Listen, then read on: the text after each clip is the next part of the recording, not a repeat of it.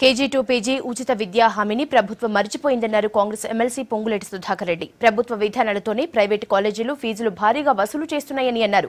విద్యా విధానం మారకపోతే పెద్ద ఎత్తున ఆందోళన చేస్తామని హెచ్చరించారు పొంగులేటి.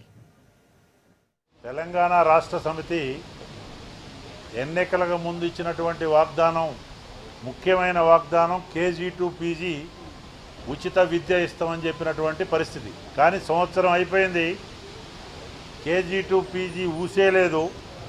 కానీ ప్రైవేట్ యాజమాన్యాలు, కార్పొరేట్ కాలేజీలు, కార్పొరేట్ విద్యా సంస్థలు లక్షలాది రూపాయలు, వేలాది రూపాయలు దండుకొని నియమ నిబంధనలను కూడా తుంగలో తొక్కుతుంటే రాష్ట్ర ప్రభుత్వం ప్రేక్షక పాత్ర వహిస్తుంది.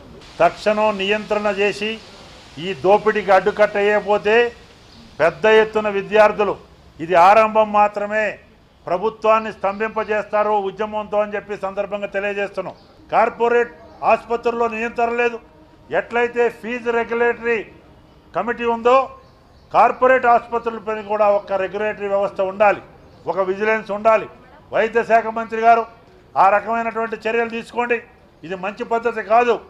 దోపిడీకి కేర్ ఆఫ్ కార్పొరేట్ ఆసుపత్రులు చాలా చోట్ల అవుతున్నాయి. ఇష్టం వచ్చినట్టు బిల్లింగ్స్, నకిలీ మందులు సప్లై, ఎక్కడా కూడా కంట్రోల్ లేదు. అనేక రకాల వెలుగులోకి వస్తున్నాయి. ఈ నకిలీ మందుల ర్యాకెట్ మీద, వీటి మీద కూడా చర్యలు తీసుకోవాలి.